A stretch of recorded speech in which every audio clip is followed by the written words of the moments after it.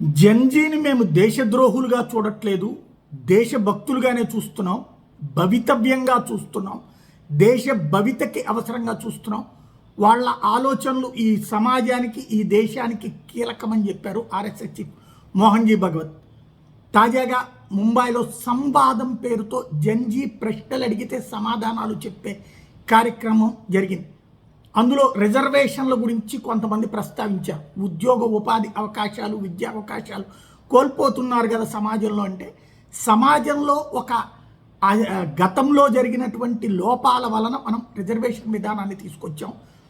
ఆ అన్యాయానికి గురైనటువంటి ఆ తరం ఎదిగితే అప్పుడు రిజర్వేషన్లు అవసరం ఉండదు, ఆటోమేటిక్గా అది దశల వారీ ఎదుగుదల దిశగా సాగాలని కోరుకుందామని స్పష్టం చేశారు.